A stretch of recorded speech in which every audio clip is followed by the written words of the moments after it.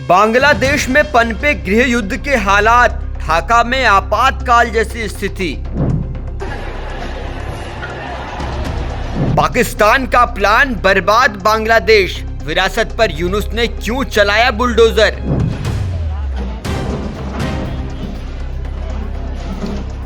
फिर सुलग उठा बांग्लादेश, पहले मूर्ति तोड़ी अब घर जलाया। शेख हसीना पर किसने लगाया साजिश का आरोप।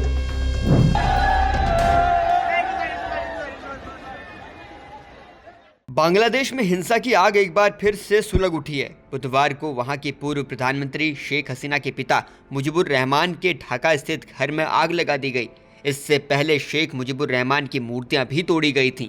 शेख मुजीबुर रहमान वो व्यक्ति हैं जिसने बांग्लादेश की नींव रखी थी, इसलिए उनके घर पर आगजनी और तोड़फोड़ की घटना को बांग्लादेश की विरासत पर हमला माना जा रहा है। प्रदर्शनकारियों ने बुधवार की रात और गुरुवार को बांग्लादेश में शेख हसीना की पार्टी आवामी लीग के नेताओं के घरों में भी तोड़फोड़ की और कई जगहों पर शेख मुजीबुर रहमान की तस्वीरों को भी फाड़ा। पूर्व प्रधानमंत्री शेख हसीना के खिलाफ पिछले साल अगस्त में बांग्लादेश में छात्रों ने हिंसक प्रदर्शन किए थे, जिसके बाद वहां से शेख हसीना को भागना पड़ा और भारत ने उन्हें शरण दी।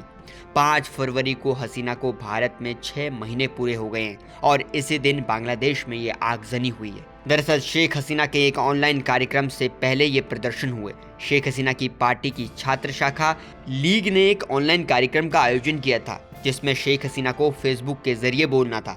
कार्यक्रम के लिए रात 9 बजे का वक्त तय किया गया था। इस कार्यक्रम की भनक मिलते ही प्रदर्शनकारियों ने बुलडोजर प्रदर्शन का आह्वान कर दिया और इसका समय भी रात 9 बजे रखा। यानी साफ होता है कि ये प्रदर्शन हसीना के ऑनलाइन कार्यक्रम को लेकर हुए।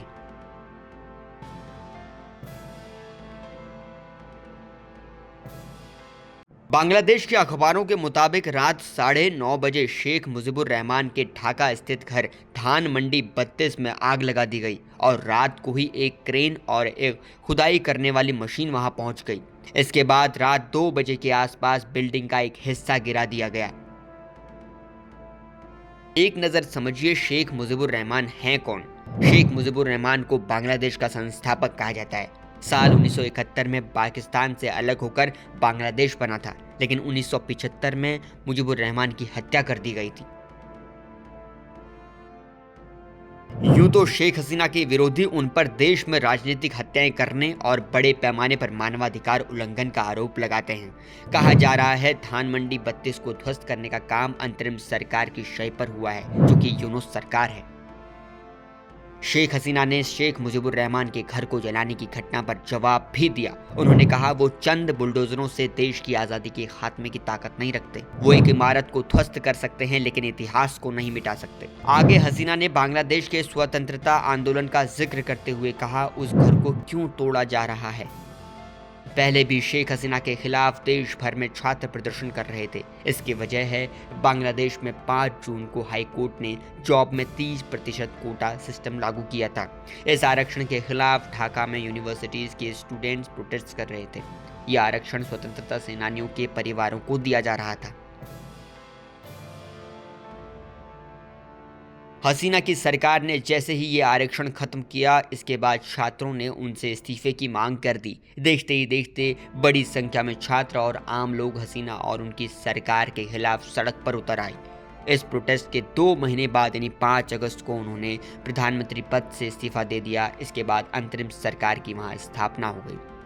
बांग्लादेश में तख्तापलट के बाद बनी यूनुस सरकार ने हसीना पर हत्या, अपहरण से लेकर देशद्रोह के 225 से ज्यादा मामले दर्ज किए हैं। वहीं बांग्लादेश के इंटरनेशनल क्रिमिनल ट्रिब्यूनल ने उनके खिलाफ गिरफ्तारी वारंट जारी किया था। ट्रिब्यूनल ने हसीना को 12 फरवरी तक पेश होने का निर्देश दिया है।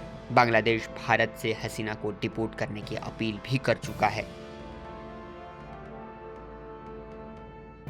इस वक्त बांग्लादेश में हो रही आगजनी को लेकर कई लोग यूनुस सरकार को भी जिम्मेदार ठहरा रहे हैं।